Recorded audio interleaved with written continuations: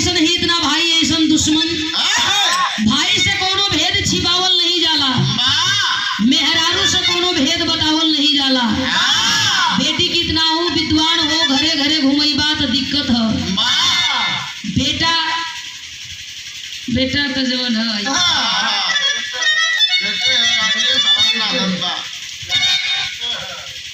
भाई ऐसन हित ना भाई ऐसन दुश्मन। भाई जान जाए कि हमारे भाई के कोई तंग करत है, भले दुश्मनी बा लेकिन वो घरी भाई भाई के साथ में हो जाई। लेकिन बड़ी बढ़िया कहानी रहल, लालच बुरी बलाई होले। लालच बुरी बलाई एक खातिर होला प्रमोद भैया कि वही राते के घटना बा हमरे सूरजपुर में। खाली एगो शाही के चक्कर में, एगो शाही मारे के चक्कर में 2-4-10 मनई पहुंच गई। गढ़ा बाटे ऊपर से आरर बाट डाल के डंडा घर गुजत है। अब वो बेचारा कहीं नहीं पता कि ऊपर से वो आरर टूटे वाला है, नीचे वो घुस के घर गुजत ऊपर से आरर टूटे। एक खातिर हम कहिला कि लालच बुरी बलाई होला, ज्यादा लालच ठीक नहीं होला। गीत बजावा ओकरे बाद एगो विधा गाई।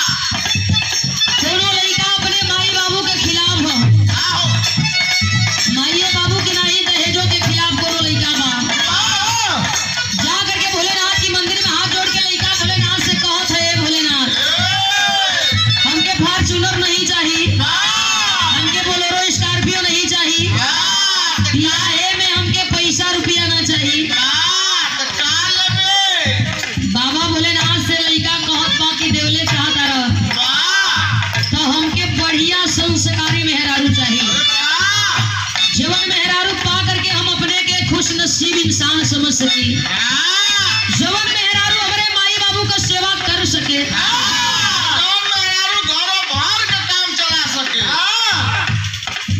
कहला का मतलब ये बा कि आजकल के कुछ नया नवेली दुल्हन बाड़ी, सास ससुर मने जीरो। कोनो बात कही दे बात वो कहत है कि तुम्हारे को बात हम नहीं सुनो, तुम्हारे खातिर ना आइल है, हम अपने मर्दे खातिर आइल है। तो इहो सही कहत होन कि मेहरारू वैसन होखे जोन पूरा परिवार के मिला के चले। मेहरारू वैसन चाहिए। लइका कहले ना भोलेनाथ से कहा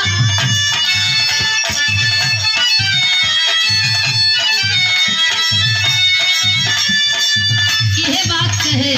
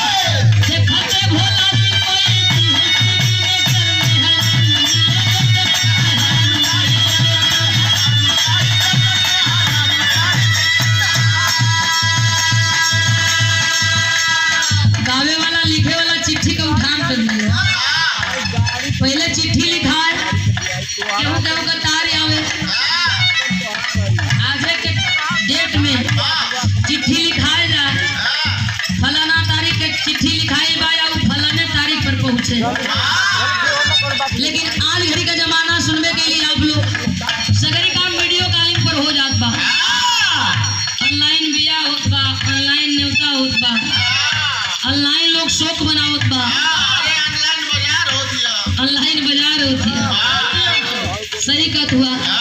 पहले का बजरुआ जब बाजारी जाए तो जना जाके हाँ ई बाजारे से आवत हुआ, मुँहे में पान होखे आ पीठी पर गठरी होखे, गमछी में गठरी बांध के ऐसे लोग फेंक ले, पान खात चाहे सिगरेट पियत बीड़ी पियत लोग चले। लकठा नहीं रहे भैया, वो घड़ी का उहे रसमलाई रहे, उहे खुरमा लट्ठा वो घड़ी कर रसमलाई रहे। जब बजरुआ आवत लइका दौड़ के जाए का आई आज घड़ी तो रोज मिठाई मिलत है, केहू जानी ना पावत है कि बाजारी कहो कि बियाह कहो, लेकिन वो लइका कहले रहल भोलेनाथ से का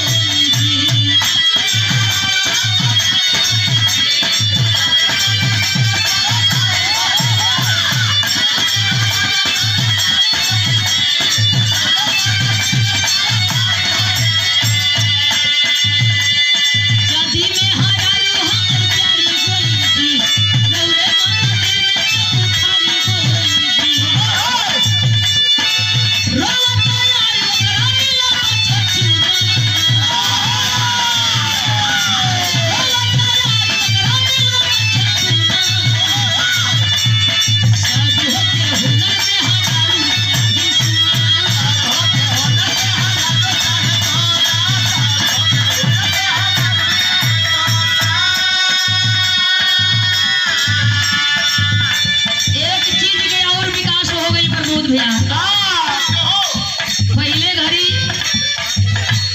बियाह शादी के बाद लइका ससुरारी में साली या चाहे सार का बहनोई होखस, शौक में सार बहनोई कहो बहनोई कब का आई हुआ, लड़कियों कहे कहो बहनोई का हाल चल बा, बहनोई बहिन का देख रेख करे वाला बहनोई, उहे बहनोई धीरे धीरे जीजा लोग हो गई, जीजा। अच्छा जौले लोग बहनोई रहे तौले गुड़ भेली का पानी मिले, जब बहनोई जीजा हो गई लोग तो पार्ले जी बन के आ गए, जब उहे जीजा जीजू हो गए लोग तो छेना रसमलाई के जमाना आ